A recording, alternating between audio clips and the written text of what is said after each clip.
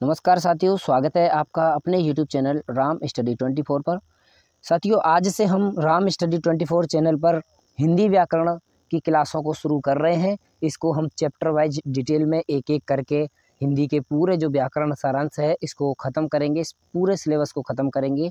ये UP police, लेखपाल और अदर वनडे एग्जाम जिन परीक्षाओं में हिंदी पूछी जाती है उसके लिए बहुत ही इम्पोर्टेंट चैप्टर ये पूरा हिंदी व्याकरण का ये सिलेबस रहेगा।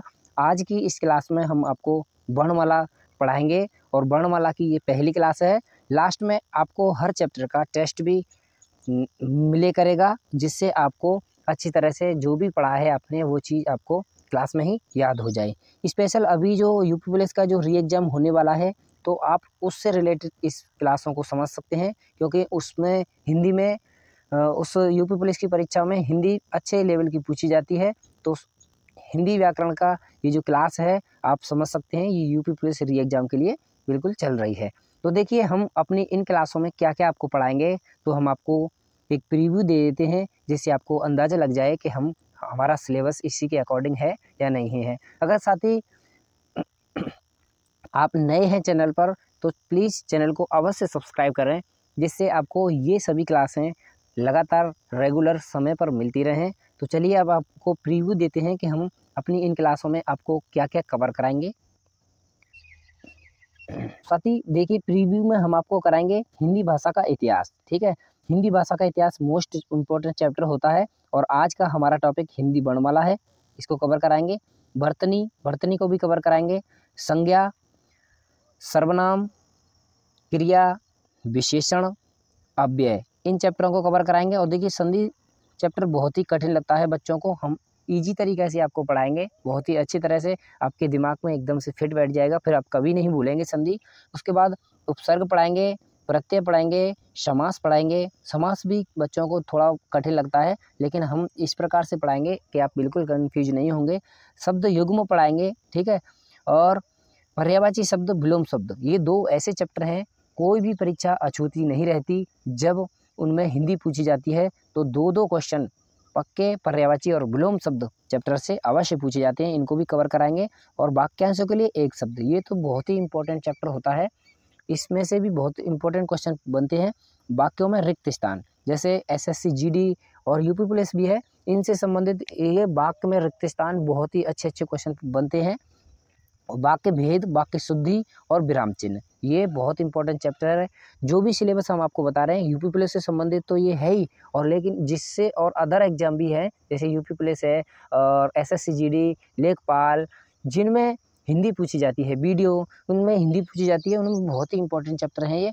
मुहावरे और लोकोक्ति, इनको भी कवर कराएंगे। वाक्य विन्यास, और देखिए यहाँ से हमारे चैप्टर और इम्पोर्टेंट शुरू होते हैं, जैसे शब्द शक्ति, रस, छंद, अलंकार, तो ये बहुत ही इंपॉर्टेंट चैप्टर हैं। अपठित पद्यांश और गद्यांश, जो आपसे एक गद्यांश टाइप का दे दिया होता है और 5 क्वेश्चन पूछे जाते हैं, ये इस प्रकार का होता है, इसको भी कवर कराएंगे। और हिंदी साहित्य का इतिहास, ये तो बहुत ही इंपॉर्टेंट चैप्टर है, इस चैप्टर से बहुत इंपॉर्टेंट क्वेश्चन बनते हैं। रचना भी है इसमें, प्रमुख कवियों की प्रमुख रचनाएं, इनको भी आपको कवर कराएंगे। तो ये हमारा प्रीव्यू है, इस प्रकार से हम आपको सभी क्लासों को बारी बारी से कराएंगे। तो आज की क्लास के तरफ चलते हैं, जिसमें आपको हम पढ़ाने जा रहे हैं वर्णमाला। तो चलिए, हिंदी वर्णमाला की क्लास में सबसे पहले पढ़ते हैं हम वर्ण। तो देखिए, वर्ण को पढ़ते हैं कि किस प्रकार से पढ़ा जाता है वर्ण को। तो यहाँ से शुरू होता है, देखिए, जिस ध्वनि के टुकड़े नहीं कर सकते उसे वर्ण कहते हैं। ठीक है, अगर वर्ण आपसे पूछा जाए कि किसको कहते हैं, तो जिस ध्वनि के टुकड़े नहीं कर सकते, हम जैसे कोई भी ध्वनि बोले, जैसे क क ट ट न न, इस प्रकार से, तो जिनके टुकड़े नहीं कर सकते उसको हम वर्ण कहते हैं। अर्थात भाषा की सबसे छोटी इकाई वर्ण है। ये तो डायरेक्ट आपसे क्वेश्चन पूछा जाता है कि भाषा की सबसे छोटी इकाई बताइए क्या है, तो आपको बताना है वर्ण। तो वर्ण होते क्या है, जैसे क, इस पर हलंत लगाए, ख पर हलंत, और अ आ, ये हमारे वर्ण होते हैं। जैसे हमने लिख दिया यहाँ ग, इस पर हलंत लगा दिया, तो ये भी वर्ण है। अगर स्पेशल लिख दिया ग, तो ये वर्ण नहीं है, ये क्या है, अक्षर हो जाएगा हमारा। ठीक है, तो जो पूरा अक्षर होता है इसको हम अक्षर बोलते हैं, और हलंत लगा हुआ होता है उसको हम वर्ण बोलते हैं। अब आगे देखते हैं, मौखिक आधार पर भाषा की सबसे छोटी इकाई ध्वनि है। अगर मौखिक के आधार पर, जैसे मुंह से बोलते हैं, तो उससे हम क्या वर्ण बता पाएंगे कि ये वर्ण है? नहीं, उसमें तो केवल ध्वनि निकलेगी ना मुख से। तो मुख के आधार पर ध्वनि होती है भाषा की सबसे छोटी इकाई। ठीक है, अब आइए आगे देखते हैं अर्थ के आधार पर भाषा की सबसे छोटी इकाई। अब अर्थ के आधार पर पूछा जाए आपको भाषा की सबसे छोटी इकाई, तो अर्थ के आधार पर आपको शब्द बताना है, क्योंकि किसी भी जो वर्ण है या फिर अक्षर है उसका आप मतलब कैसे निकाल पाएंगे जब तक पूरा 2-3 से मिलकर नहीं बनाई। जैसे यहाँ लिख दिया मैंने कल, तो इन दोनों अक्षरों से मिलकर जो शब्द बना उस शब्द को हम भाषा के अर्थ के आधार पर निकाल सकते हैं, इसका अर्थ निकाल सकते हैं। ना तो क का कोई अर्थ निकलेगा ना ल का, लेकिन दोनों को मिलाकर एक शब्द बनाए तो इसका अर्थ निकलेगा। यानी अर्थ के आधार पर भाषा की सबसे छोटी इकाई क्या हो जाएगी? शब्द। ठीक है, अब देखिए भाषा की पूर्णतः इकाई, एकदम भाषा की पूर्णतः इकाई क्या होगी? वाक्य। क्योंकि किसी भी शब्द को स्पेशल लिख दें कल, तो कल से कोई मतलब नहीं। जैसे राम लिख दिया मैंने राम, तो राम से कोई मतलब भी नहीं निकल पा रहा, ना समझ में आ पा रहा। अगर मैंने बोल दिया राम खेलता है, तो एक वाक्य बना दिया, तो इसमें पता चल रहा है कि राम है, एक लड़का है और वो खेल रहा है। इस प्रकार से सब चीज़ पता चल रहा है। तो यहाँ पर पूर्णतः इकाई अगर पूछी जाए तो वो क्या होता है? वाक्य। ठीक है, अब आते हैं हिंदी वर्णमाला। जो वर्णमाला है इसके बारे में, वर्णमाला की परिभाषा किस प्रकार से हम याद कर सकते हैं? तो हिंदी वर्णमाला में वर्ण है, तो वर्णमाला की देखिए इकाई क्या है? वर्णों के क्रमबद्ध समूह को वर्णमाला कहते हैं। यानी जो वर्ण दिए होते हैं हमारी वर्णमाला में, उनके जो क्रमबद्ध तरीके से जो लगे हुए होते हैं उसी को हम क्या कहते हैं? वर्णमाला कहते हैं। ठीक है, चलिए अभी इस लाइन को छोड़ दीजिए, अभी आपको समझाएंगे इस लाइन के बारे में। तो अब पहले हम देखते हैं इन वर्णों को 2 भागों में विभाजित करते हैं। अभी आपने वर्ण समझा, तो अब हम इन वर्णों को 2 भागों में विभाजित करते हैं। कौन से होते हैं? तो एक तो होता है स्वर और एक होता है व्यंजन। ठीक है, एक स्वर और एक होता है व्यंजन। अब आइए इनको भी डिटेल में समझते हैं। तो देखिए स्वर किसे कहते हैं, इनकी संख्या कितनी होती है, आइए ये जानते हैं। तो देखिए स्वर कितने होते हैं और इनकी संख्या, स्वर किसे कहते हैं, उनकी संख्या कितनी होती है, ये जानने की कोशिश करते हैं। तो देखिए यहाँ से समझते हैं, जिन वर्णों का उच्चारण करते समय किसी अन्य ध्वनि की आवश्यकता नहीं लेते उसे स्वर कहते हैं। ठीक है, किसी अन्य ध्वनि की आवश्यकता नहीं पड़े तो उसको हम क्या कहेंगे? स्वर कहेंगे। यानी देखिए अर्थात फेफड़े से निकलने वाली हवा बिना किसी बाधा या रुकावट से सीधी मुंह के द्वारा बाहर निकलती है, उसे स्वर कहते हैं। यानी बिना रुकावट के जो है हवा सीधे मुख से बाहर निकल जाए, ऐसे वर्ण बोलते समय उन वर्णों को हम स्वर कहते हैं। ठीक है, अब देखिए स्वरों की संख्या 11 होती है। तो स्वरों की संख्या कितनी बताई गई है? 11। ठीक है, और 11 कौन से होते हैं? अ, आ, ए, ई, ओ, उ, रे, ए, ओ, औ, ये 11 होते हैं। और अंग अह हमारे क्या होते हैं? ये अनुस्वार और विसर्ग होते हैं, इनको स्वर में नहीं काउंट किया जाता। ठीक है, कहीं आप इनको भी स्वर समझें, ये स्वर में काउंट नहीं होते, तो ये विसर्ग होते हैं। अब देखिए इनको भी, स्वरों को भी विभाजन करके पढ़ेंगे हम। स्वरों को अलग अलग तरीके से विभाजन करेंगे। इन 11 स्वरों को किन किन नाम से जानते हैं और किस किस प्रकार से हम इनका विभाजन करेंगे। तो देखिए स्वरों का विभाजन, अब यहाँ स्वरों का विभाजन पढ़ेंगे, स्वरों को डिटेल में।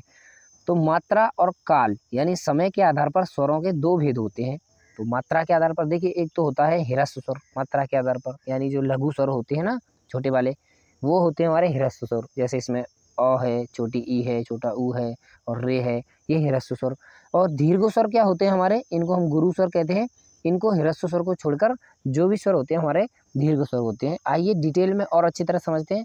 देखिए ह्रस्व स्वर, जिन स्वरों का उच्चारण करते समय बोलने में कम समय लगता है उसे ह्रस्व स्वर या फिर लघु स्वर कहते हैं। देखिए इनकी संख्या 4 होती है, अ, ए, ओ और रे, अभी आपको बताया था। तो ये जो है चारों कौन से स्वर हैं? इनको ह्रस्व स्वर के नाम से जानते हैं।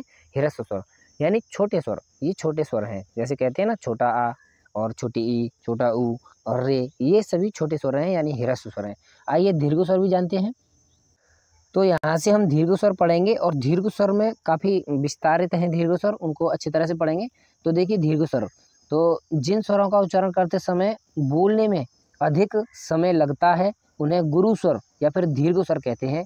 इनकी संख्या 7 होती है, यानी ह्रस्व स्वर को निकाल दें तो ये बचते हैं 7। बड़ा आ, बड़ी ई, बड़ा उ, ए, ओ और औ, यहाँ 2 मात्राएं इस पर, ये औ है। ठीक है, इसमें आपको छोटी ए दिखाई दे रही होगी, छोटा ओ, इनको कहीं छोटे समझे, ये नहीं होते हैं, ये दीर्घ स्वर ही होते हैं। ठीक है, अब आपको हम बताते हैं रचना एवं व्युत्पत्ति के आधार पर जो हमारे स्वर हैं इनको कितने वर्गों में विभाजित किया गया है।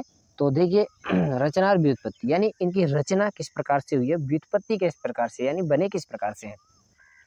तो इसमें ये दो प्रकार के होते हैं, मूल स्वर और संधि स्वर। मूल स्वर वे होते हैं जो अपने आप से ही खुद में ही बने होते हैं, उनको किसी दूसरे स्वर की आवश्यकता नहीं होती। और संधि स्वर उसको कहते हैं जो संधि से, यानी जोड़ से, दो स्वरों के जोड़ से मिलकर बनते हैं, उनको संधि स्वर कहते हैं। तो आइए मूल स्वर पढ़ते हैं पहले। तो जिन स्वरों की उत्पत्ति किसी अन्य स्वर से नहीं होती उसे मूल स्वर कहते हैं। इनकी संख्या 4 होती है।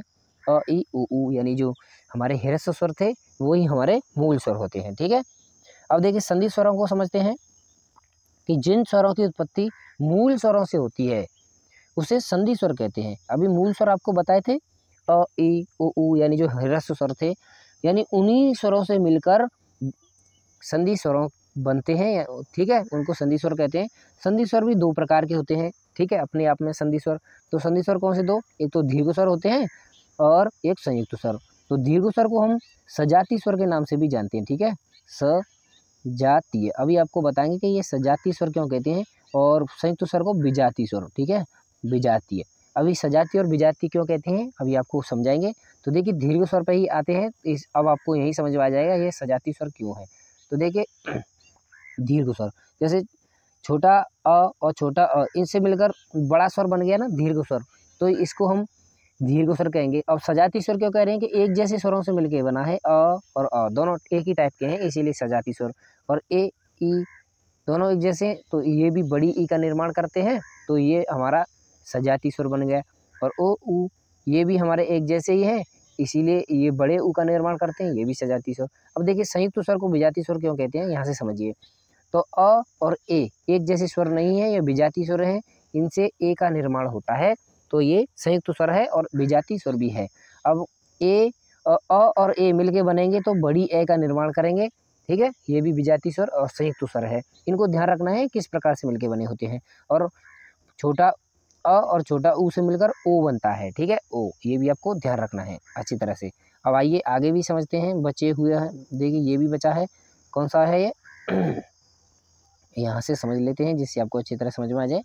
तो अभी आपको यहाँ समझना है। तो देखिए आपको यहाँ समझना है क्या, कि अ और ओ इनसे मिलकर औ बनता है। ठीक है, औ बनेगा, तो ये भी क्या है, सजातीय स्वर और संयुक्त स्वर। ठीक है, अब हम देख लेते हैं ओष्ठ, यानी जो ओष्ठ के आधार पर स्वरों के दो भेद होते हैं। अब ओष्ठ के आधार पर भी स्वरों को देख लेते हैं। तो पहला है वृत्ताकार स्वर और दूसरा है अवृत्ताकार स्वर। और तो देखिए वृत्ताकार स्वर हमारे कौन से होते हैं, जिन स्वरों का उच्चारण करते समय होठ गोल हो जाते हैं उसे वृत्ताकार स्वर कहते हैं।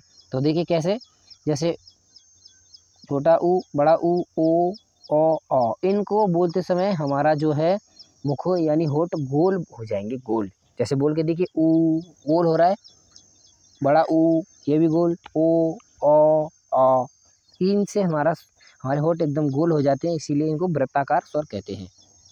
और अवृत्ताकार स्वर कौन से होते हैं, कि जिन स्वरों का उच्चारण करते समय होठ गोल नहीं होते उन्हें क्या कहते हैं, अवृत्ताकार स्वर। जैसे हमारे ये जो सभी हैं ये अवृत्ताकार स्वर हैं, यानी छोटा आ, बड़ा आ, छोटी ई, बड़ी ई, और रे, छोटी ए और बड़ी ए। ठीक है, ये हमारे अवृत्ताकार स्वर हैं।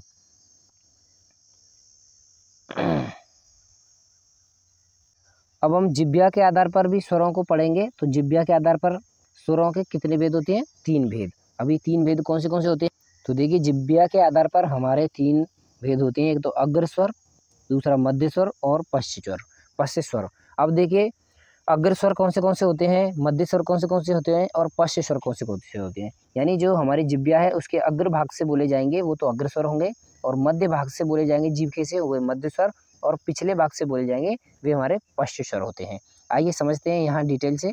तो देखिए यहाँ समझिए कि जिन स्वरों का उच्चारण करते समय जिह्वा का अगला भाग सक्रिय रहता है उसे अग्र स्वर कहते हैं।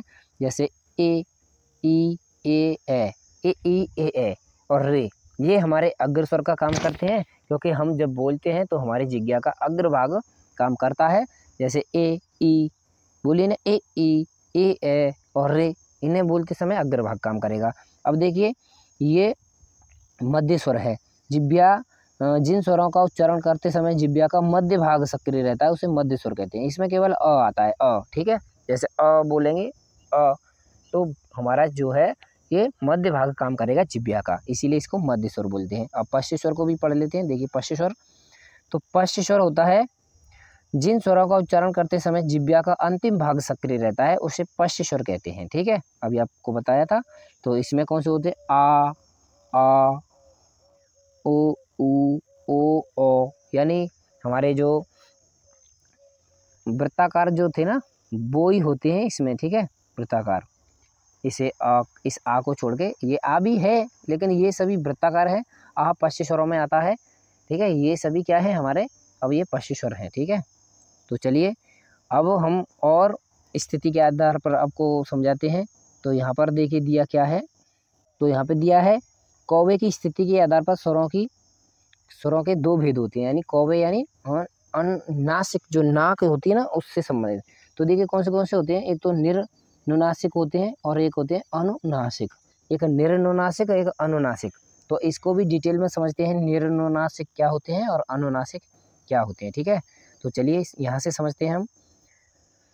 तो देखिए जिन स्वरों का उच्चारण करते समय कौवा यानी नासिक विवरण को बंद कर देता है, जिससे हवा सीधे मुख के द्वारा बाहर निकलती है, उसे निर्नासिक स्वर कहते हैं।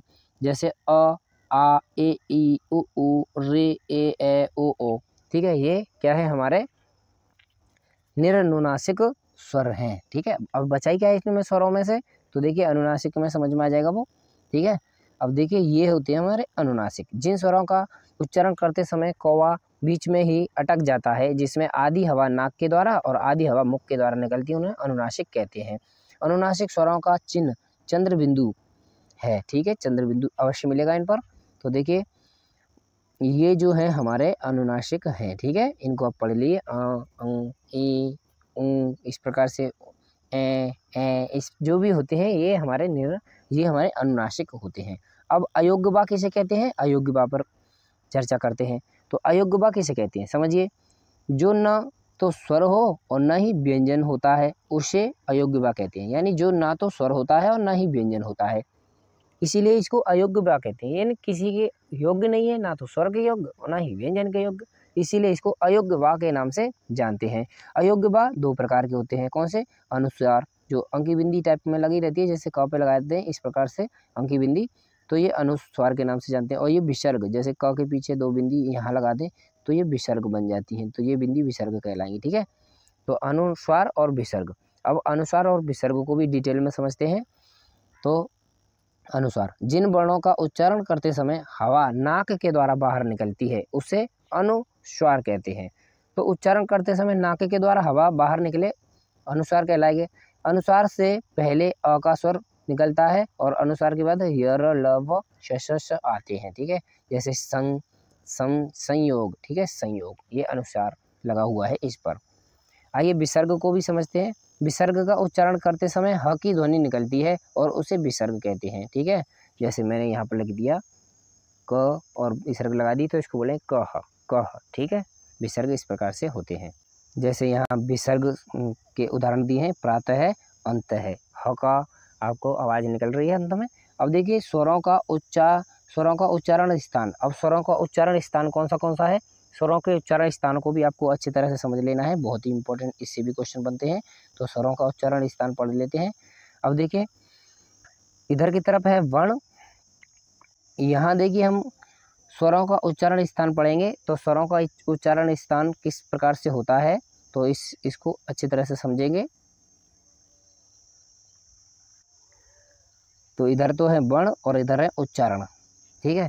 तो अ, आ और विसर्ग, इनका उच्चारण स्थान है कंठ से, ठीक है, जो कंठ से बोले जाते हैं, अ, आ और विसर्ग, ठीक है। विसर्ग आपने समझा होगा अभी, ये विसर्ग होता है, जिसमें दो बिंदी पीछे होती है, ये विसर्ग होता है, तो ये कंठ से बोला जाता है, ठीक है। ए, ई, यानी दोनों ई ये तालु से बोली जाती है, ये तालु, इनका उच्चारण स्थान है तालु। और रे, ये मूर्ध्या वाला होता है, ठीक है।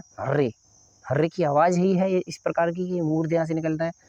ओ, उ, ये ओष्ठ वर्ण है, यानी हो, ओठ से बोले जा रहे हैं। अब देखिए ये देखिए विजातीय स्वर है, इसीलिए इनको दोनों तरह से ये दोनों तरह से मिलके बने हैं, तो इनका उच्चारण स्थान भी दोनों तरह से बनेगा। ए किससे मिलकर बना था?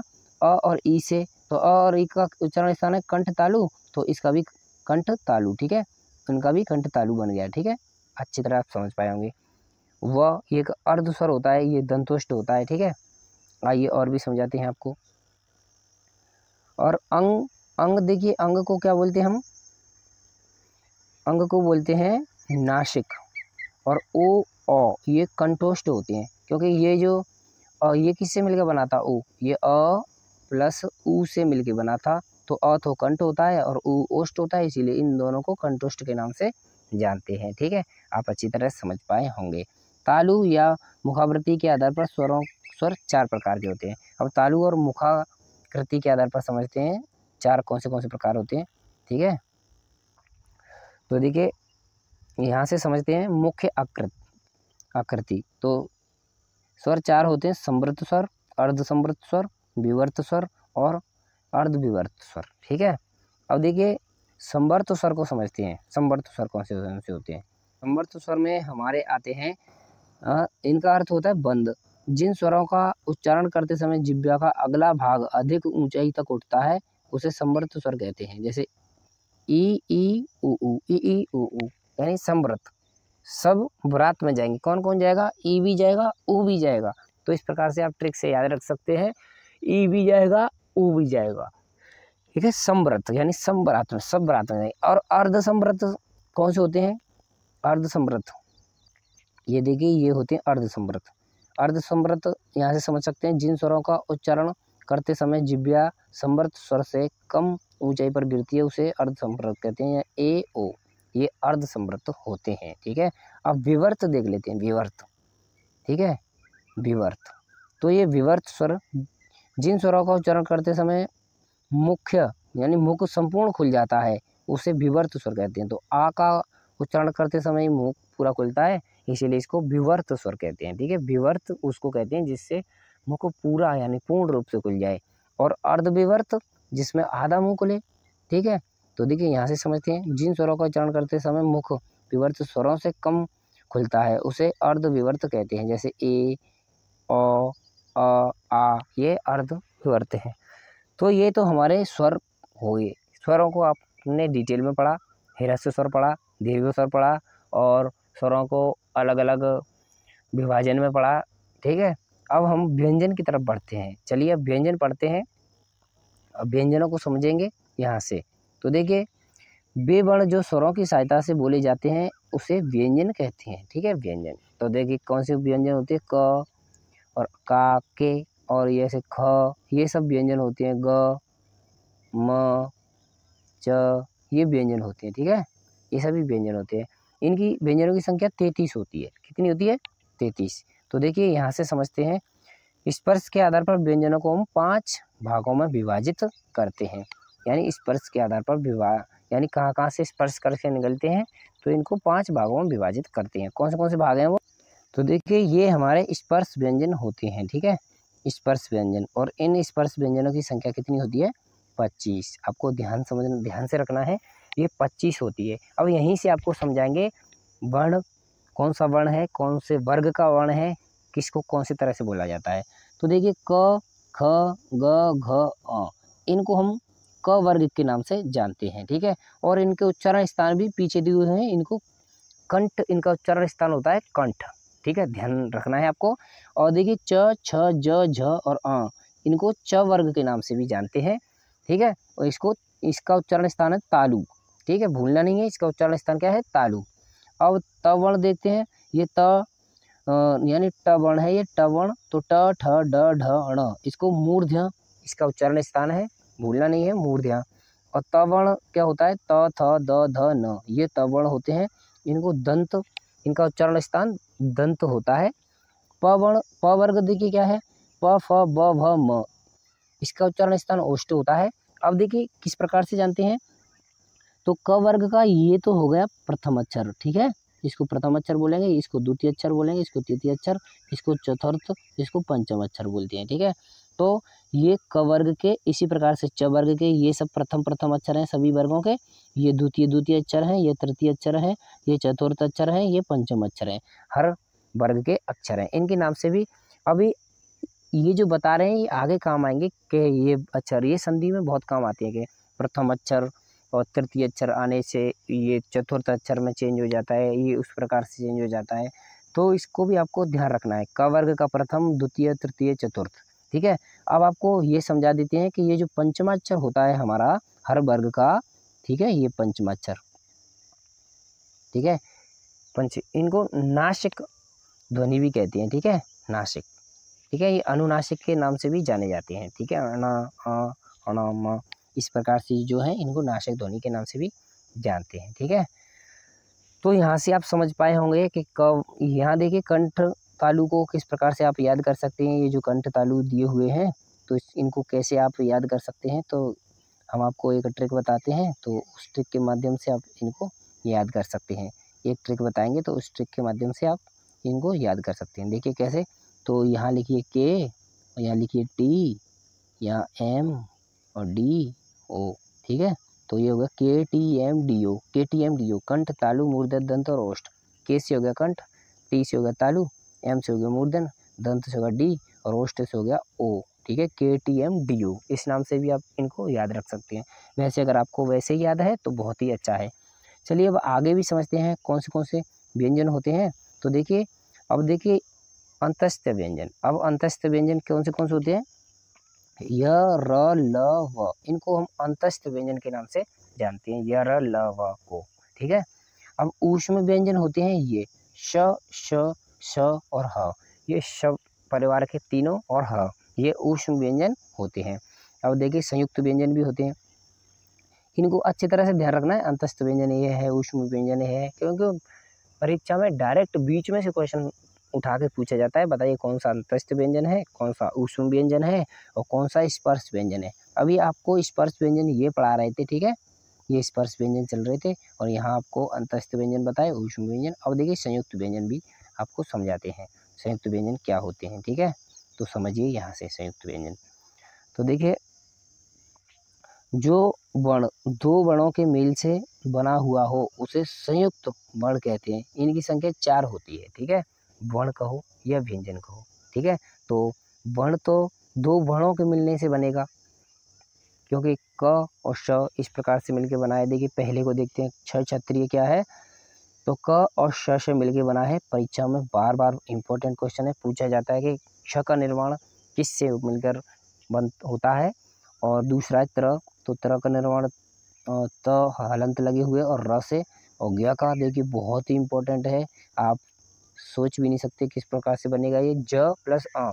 ठीक है, चूल्हे मनिया होती है, धनिया बोलते हैं इसको, क्या बोलते हैं, इससे मिलके बनता है ये ज्ञ। और श्र, श्र देखिए श और र से मिलके बनेगा श्र। ठीक है, तो आप समझ पाए होंगे अच्छी तरह से कि संयुक्त व्यंजन क्या होते हैं और स्पर्श व्यंजन क्या होते हैं, और यहाँ अंतस्थ व्यंजन क्या होते हैं, ये अंतस्थ व्यंजन भी समझाए थे, और ऊष्म व्यंजन क्या होते हैं। ठीक है, चलिए अब देखते हैं कंपन के आधार पर वर्णों के दो भेद। अब कंपन के आधार पर देखते हैं घोष और अघोष। अभी आपको हमने बताया था स्पर्श व्यंजनों में कि इसका पंचम, प्रथम अक्षर, द्वितीय अक्षर, वो अब काम आएंगे। ठीक है, तो अब समझते रहिए यहाँ से। तो देखिए घोष और अघोष, घोष को ही हम सघोष कहते हैं और दूसरा होता है अघोष। तो पहले हम घोष देख लेते हैं। ठीक है, घोष। अब घोष का अर्थ देखिए क्या होता है, घोष का अर्थ होता है नाद या गूंज। जिन वर्णों का उच्चारण करते समय स्वर तंत्रियों में गूंज उत्पन्न होती है उसे घोष कहते हैं। अब देखिए कैसे समझेंगे यहाँ से, अभी वो काम अब आएंगे। तो घोष के लिए देखिए यहाँ समझिए, क वर्ग, च वर्ग, ट वर्ग, त वर्ग और प वर्ग। अभी ये 5 वर्ग बताए थे ना, उनके तीसरे और चौथे और 5वें अक्षर सभी क्या होते हैं, घोष होते हैं। देखिए यहाँ से ये समझिए। ठीक है, ये और ये और ये इनके अंतिम जो 3 अक्षर हैं, तीसरा, चौथा, 5वां, ये घोष होते हैं। देखिए यहाँ से समझाते हैं आपको, इसमें आपको बताया था। तो देखिए घोष कौन से होंगे, तो अच्छी तरह से यहाँ देखिए, तो यहाँ ये देखिए घोष होते हैं ये सभी। ठीक है, तीसरा, चौथा और 5वां अक्षर ये घोष होते हैं। और बाकी ये जो बचे हुए हैं ये दो आगे के वर्ण, फिर इनको क्या कहेंगे, इनको फिर हम अघोष के नाम से जानेंगे। ठीक है, अघोष। ठीक है, ये अघोष कहलाएंगे। और ये तीनों क्या कहला रहे थे अभी, ये घोष। ठीक है, इनको घोष के नाम से जानते हैं। ये घोष को ही सघोष बोलते हैं। ठीक है, सघोष। आप अच्छी तरह समझ पाए होंगे। ठीक है, अभी तभी तो ये काम आ रहे हैं। हमने आपको बताया था कि इनके अक्षरों को आप इस प्रकार से याद कर लेना। अब पढ़ते हैं, श्वास वायु के आधार पर वर्णों को दो भागों में विभाजित करते हैं। अब श्वास वायु के आधार पर देखिए। ठीक है, श्वास वायु, तो श्वास वायु के आधार पर होते हैं एक अल्प प्राण और महाप्राण। तो अल्प प्राण क्या होते हैं और महाप्राण क्या होते हैं, पहले यहाँ समझ लेते हैं, फिर बाद में आपको वहाँ समझा देंगे। तो देखिए, अल्प प्राण क्या होते हैं कि जिन वर्णों का उच्चारण करते समय हवा कम मात्रा में बाहर निकलती है, उसे अल्प प्राण कहते हैं। ठीक है, अल्प प्राण। अभी आपको बताते हैं कौन से अल्प प्राण। तो देखिए, यहाँ से समझिए, क वर्ग, च वर्ग, ट वर्ग, त वर्ग और प वर्ग के पहले और तीसरे और पांचवें, इनको ध्यान रखना, छोड़ के पहला, तीसरा और पांचवा, ये क्या होते हैं, अल्प प्राण।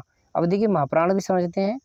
महाप्राण क्या होते हैं, जिन वर्णों का उच्चारण करते समय हवा अधिक मात्रा में बाहर निकलती है, उसे महाप्राण कहते हैं।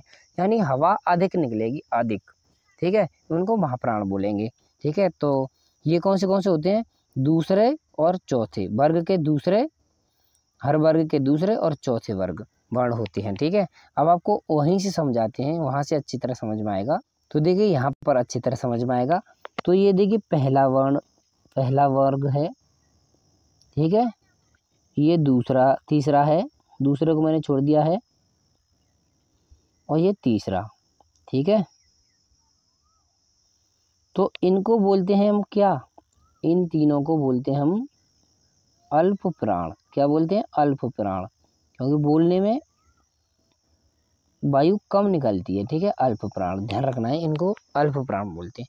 और बचे हुए ये जो है चौथा और ये दूसरा और चौथा, इसको क्या बोलते हैं, तो इनको बोलते हैं हम महाप्राण। महाप्राण क्यों, देखिए, जैसे क बोलिए, क, तो क बोलने में तो हवा आपकी कम निकलेगी, लेकिन बोलेंगे ख, तो ख बोलते समय आपके मुख से ज़्यादा हवा निकलेगी। ठीक है, तो क को बोलेंगे अल्प प्राण और ख को बोलेंगे महाप्राण। एक एक छोड़ के अल्प प्राण महाप्राण होता है, बस आपको इस तरह से ध्यान रखना है। क, ख, ग अल्प प्राण, घ महाप्राण, और फिर ये च अल्प प्राण और छ महाप्राण, ज अल्प प्राण, झ महाप्राण, इस प्रकार से होते हैं। तो आप अल्प प्राण और महाप्राण भी अच्छी तरह समझ पाए होंगे। तो आइए अब इनको समझते हैं कि उच्चारण स्थान के आधार पर व्यंजनों के 8 भेद होते हैं। अब इनको भी समझिए।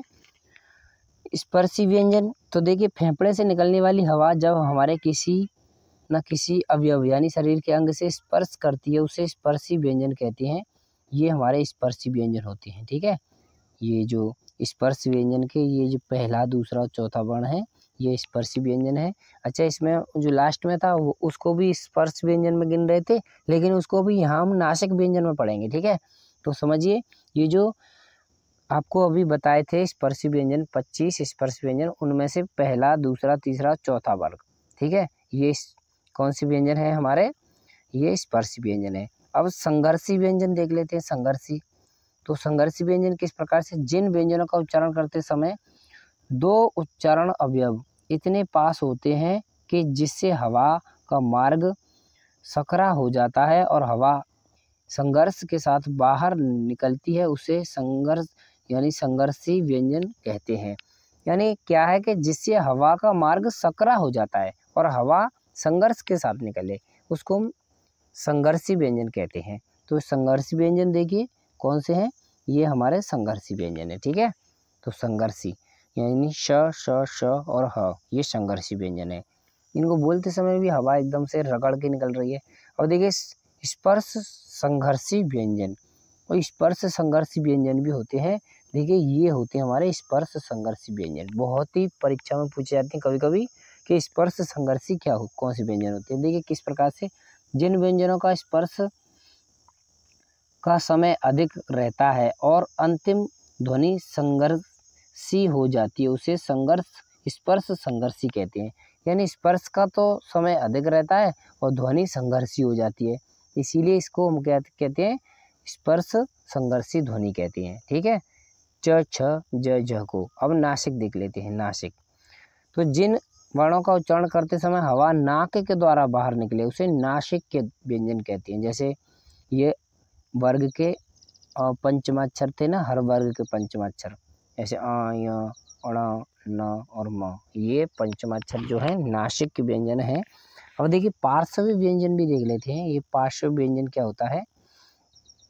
ये सिर्फ एक ही होता है कि जिन व्यंजनों का उच्चारण करते समय जिह्वा का अगला भाग मसूड़ों का स्पर्श करते हैं और हवा पार्श्व के आसपास से निकलती है तो पार्श्व व्यंजन कहते हैं। ठीक है, जैसे ल, जैसे मुख के ये बगल से निकलती है पार्श्व की ओर से, तो ल क्या है? पार्श्व है।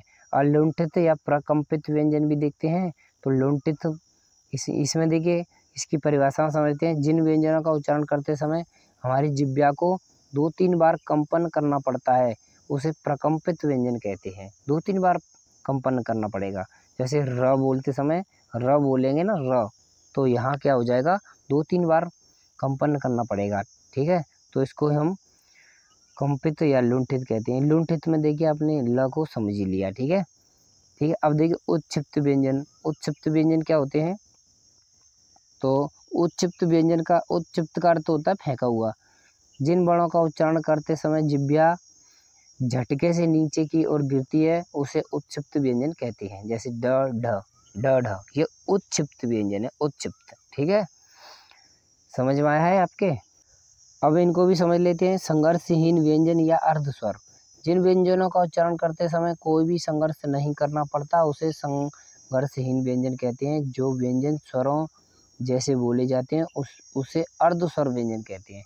तो देखिए अर्धस्वर व्यंजन भी होते हैं। कौन से? य और व, ये दोनों हमारे क्या है? संघर्षहीन है, कोई संघर्ष नहीं करना पड़ता, और अर्धस्वर हैं ये। ठीक है, अर्धस्वर के नाम से भी जानते हैं। और देखिए वत्सर्य, ये व्यंजन है किस प्रकार से? इसका अर्थ होता है मसूड़ा। ठीक है, मसूड़ा। तो जिन व्यंजनों का उच्चारण करते समय जिह्वा का अगला भाग ऊपर के मसूड़े का स्पर्श करती है उसे वत्सर्य व्यंजन कहते हैं। जैसे ल, र और श, ये वत्सर्य व्यंजन है। ठीक है, इनको भी ध्यान रखना है। अब देखिए द्वितीय वर्ण भी देखते हैं। क्या है द्वितीय? जो वर्ण दो वर्णों के मेल से मिलकर एक वर्ण का निर्माण करते हैं उसे द्वितीय वर्ण कहते हैं। जैसे बच्चा, जच्चा, दिल्ली, कुत्ता। यहाँ देखिए दो वर्ण मिलकर एक वर्ण का निर्माण कर रहे हैं तो ये द्वितीय वर्ण कहलाते हैं। ठीक है, अरबी फारसी वर्ण भी होते हैं। क, ख, ज, झ, झ, ये अरबी फारसी वर्ण है। ठीक है, अब देखिए अक्षर। अक्षर समझते हैं क्या है कि एक ही श्वास के झटके से जिस वर्ण का निर्माण होता है उसे अक्षर कहते हैं। जैसे राम, राम शब्द में 2 अक्षर हैं, रा और म। ठीक है, अब थोड़ा प्रीव्यू देख लेते हैं हम। कुल वर्ण ये जो पढ़ा है हमने, क्या क्या पढ़ा है, और यहाँ से कुछ जानने के लिए भी कि हिंदी में कुल वर्ण कितने होते हैं? तो 52 होते हैं। अब कैसे इनकी गिनती देखिए, तो ये 11 तो स्वर अ से लेकर अ तक, ये 11 स्वर हो गए। एक अनुनासिक, एक ये हो गया, और एक विसर्ग, ये विसर्ग हो गया। ठीक है, और देखिए व्यंजनों को भी समझते हैं। व्यंजन हमने पढ़े थे, तो देखिए व्यंजन में ये हमारे यहाँ तक कितने थे? ये 25 थे, यानी स्पर्श व्यंजन थे ये 25। कंठ वाले तालु, मूर्धन्य, दंत, ओष्ठ, ये जो थे ना, ये 25 ये हो गए। ठीक है, 5 5 5। और हमने यहाँ पर देखा था हमारे अंतस्थ व्यंजन की संख्या देखिए कितनी है? अंतस्थ व्यंजन थे 4, य, र, ल, व, ये 4 हो गए। और ऊष्म व्यंजन भी 4 थे, य यानी श, श, श, ह, ये भी 4। संयुक्त व्यंजन भी 4 थे, क्ष, त्र, ज्ञ और श्र, ये भी 4 हो गए। और द्विगुण व्यंजन थे। ठीक है, इनको उत्क्षिप्त व्यंजन कहते हैं, ये ड, ढ। ठीक है, तो ये 2, इन तो सभी को मिलाकर कुल वर्ण बनते हैं 52। ठीक है, 52 वर्ण बनते हैं। तो हमारे वर्णमाला की क्लास पूरी यहीं हुई। अब हम क्वेश्चन आंसर लगाएंगे। देखिए अब इस चीज़ को हम यहाँ पर क्लियर कर देते हैं कि हिंदी वर्णमाला में 44 वर्ण होते हैं। ये वर्ण कैसे होते हैं? ये मिलकर नहीं बने होते, ये स्पेशल अलग अलग होते हैं। तो जैसे हमने हमने संयुक्त व्यंजन पढ़े थे क्षत्रज्ञ, तो उनको नहीं काउंट करेंगे इसमें, ठीक है। और द्विगुण व्यंजन थे यानी उच्चत्ति व्यंजन थे, उनको भी काउंट नहीं करेंगे। तो इस प्रकार से वर्णमाला में 44 वर्ण होते हैं, ठीक है, इनको भी ध्यान रखना है। आप क्वेश्चन बनता है ये वाला। तो देखिए महत्वपूर्ण प्रश्न तो हमारे टेस्ट का यानी तैयारी हो गई है। महत्वपूर्ण प्रश्न यहाँ पर हम करेंगे, तो आपको भी करते चलने हैं कि आपके सही हो रहे हैं या नहीं। तो देखिए पहला क्वेश्चन क्या है कि वह ध्वनि जिसके खंडन नहीं किए जा सकते कहलाती है। जिसके खंडन नहीं किए जाते वो क्या कहलाते हैं? उनको हम कहते हैं क्या? वर्ण, ठीक है। तो इसका सी सही जवाब है एकदम से, उसको वर्ण कहते हैं, ठीक है। अब देखिए वर्णमाला में कितने वर्ण होते हैं।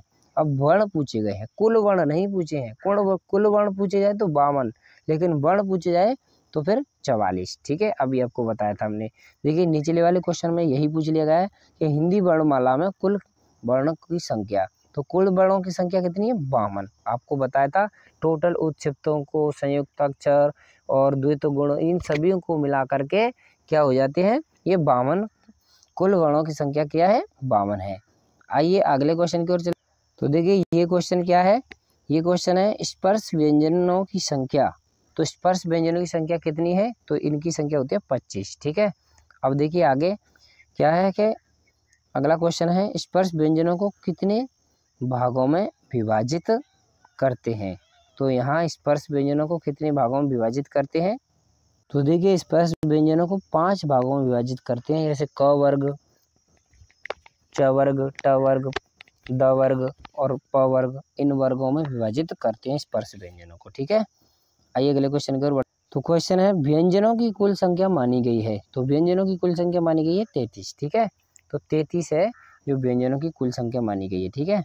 आइए अगले क्वेश्चन की ओर बढ़ते हैं। देखिए क्वेश्चन क्या कह रहा है कि जिन वर्णों का उच्चारण करते समय अन्य ध्वनि की आवश्यकता नहीं लेते उसको कहते हैं क्या? यानी अन्य ध्वनि की आवश्यकता नहीं पड़ती उसे बोलते समय, तो उसको कहते हैं हम स्वर, ठीक है। तो इसका बी सही हो जाएगा, स्वर। आइए अगले क्वेश्चन की ओर। जो वर्ण स्वरों की सहायता से बोले जाते हैं उसे क्या कहते हैं? बताइए जो स्वरों की सहायता से बोले जाएं, कौन से वर्ण हैं जो स्वरों की सहायता से बोले जाते हैं? तो वो होते हैं व्यंजन, ठीक है। व्यंजनों को स्वरों की सहायता से बोलते हैं। देखिए ये क्वेश्चन है जो न तो स्वर है और न व्यंजन उसे कहते हैं। बताइए क्या कहते हैं उसको? जो न तो स्वर है न व्यंजन, तो उसको हम कहते हैं क्या? उसको हम कहते हैं अयोग्य वाह, ठीक है। यानी किसी के योग्य नहीं है, ना तो स्वर के योग्य ना क्या व्यंजन के योग्य। अब देखिए 10वां क्वेश्चन क्या कह रहा है कि अयोग्य वाह कितने होते हैं? तो अयोग्य वाह 2 होते हैं। कौन से? एक तो अंग, इसको हम क्या अनुस्वार बोलते हैं, एक अह, इसको हम विसर्ग बोलते हैं, ठीक है। ये होते हैं हमारे अयोग्य वाह, ठीक। तो देखिए वही क्वेश्चन फिर से बन गया यहाँ पर। अयोग्य वाह है, अयोग्य वाह क्या है? विसर्ग और अनुस्वार, ठीक है। अब देखिए यहाँ 12वां क्वेश्चन ए किस प्रकार के वर्ण हैं? तो ए किस प्रकार के वर्ण हैं और किस से मिलके बने हैं? तो क्या कंठ तालु हैं, दंतोष्ठ हैं, तालु हैं या कोई नहीं? तो ये कंठ तालु है, क्योंकि देखिए इस ए का निर्माण करेंगे तो अ प्लस ई से मिलके बनेगा। तो अ को तो बोलते हैं कंठ, इसको बोलते हैं तालु, इसीलिए इन दोनों को मिलाकर कंठ तालु बोला जाता है इस ए को, ठीक है। इन दोनों को बोला जाता है कंठ तालु, ठीक है। चलिए ओ किस प्रकार के वर्ण हैं? तो ओ किस प्रकार के वर्ण हैं? तो ये हैं हमारे क्या? कंठोष्ठ। कंठोष्ठ क्यों है? क्योंकि इनको बनाएंगे तो ये अ और प्लस ऊ से मिलके बनेगा, ठीक है। तो इसको तो बोलते हैं कंठ, इसको ओष्ठ, और इसीलिए इनको कंठोष्ठ मानेंगे, ठीक है। समझ में आया? तो चलिए अगले क्वेश्चन की ओर बढ़ते हैं। तो निम्न में अग्र स्वर है। अब आपसे अग्र स्वर पूछा है, यानी जिह्वा का अगला भाग कार्य करे, तो ये होते हैं हमारे ई और रे। इनसे हमारे अग्र भाग काम करता है, और आ में क्या करता है? मध्य भाग, और उ इनमें करते हैं पश्च भाग काम, ठीक है। अब वृत्ताकार स्वर नहीं है। वृत्ताकार स्वर कौन सा नहीं है बताइए? तो कौन सा ऐसा है जो वृत्ताकार स्वर नहीं है? तो ओ, उ और ओ, इनको बोलते समय वृत्ताकार होठ हो जाते हैं, लेकिन अ को बोलते समय नहीं होते, तो अ इसका एकदम सही जवाब हो जाएगा। तो देखिए अगले क्वेश्चन को देखते हैं कि जिह्वा के आधार पर स्वरों को कितने भागों में बांटा गया है। तो जिह्वा के आधार पर 3 भागों में बांटा गया है, अग्र स्वर, मध्य स्वर और पश्च स्वर। इन तीनों भागों में बांटा गया है। तो अभी आइए अगले क्वेश्चन की ओर। निम्न में से तालव्य ध्वनि नहीं है। अब तालव्य ध्वनि नहीं है ये पूछा गया है, तो बताइए कौन सी ऐसी है जो तालव्य ध्वनि नहीं है। तो देखिए कौन सी है, तो यहाँ क्या हो जाएगा, तो हमारे ए ई ये तालव्य होती हैं। च वर्ग के तो सभी तालव्य होते हैं, तो च छ ज झ ये सब तालव्य हैं। तो हमारा ये एकदम से सही जवाब है। य और र ये हमारे तालव्य नहीं है। तो देखिए इस क्वेश्चन को देखते हैं। निम्न में सही नहीं है, तो ये इधर वर्ण है इधर उच्चारण है। तो देखिए अ आ इसका क्या तालव्य उच्चारण स्थान है, और क ख इसका कंठ है, य व का अंतस्थ है, प फ का ओष्ठ है। तो इसमें ये जो है एकदम से यहाँ गलत है, तो इसका सही जवाब यही हो जाएगा। आ इसका तालव्य नहीं होता, इसका क्या होता है कंठ। ठीक है, कंठ इसका उच्चारण स्थान होता है। तालव्य किसका होता है, च वर्ग का। ठीक है, और ए ई इनका होता है तालव्य। ठीक है, 18वां क्वेश्चन। अब आइए अगले क्वेश्चन की ओर बढ़ते हैं। अब देखिए क्वेश्चन आपसे पूछा जा रहा है, निम्न में घोष वर्ण नहीं है। ठीक है, घोष वर्ण यानी घोष कौन से होते हैं, तृतीय, ठीक है, चतुर्थ और पंचम, ये घोष वर्ण होते हैं। तो अब आपको ऑप्शन जो दिए होंगे अब आपसे पहचान लेना कि कौन से घोष वर्ण नहीं है।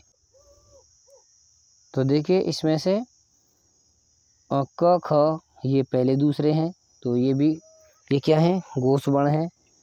और घोष वर्ण है, घोष वर्ण नहीं है यह पूछा गया है। तो यहाँ पर कौन से नहीं है घोष वर्ण, तो देखिए यही हमारे घोष वर्ण नहीं है, ये अघोष वर्ण है। ठीक है, क ख, बाकी ये घोष वर्ण, ये भी घोष वर्ण, और ये तो ऑप्शन होगा ही नहीं।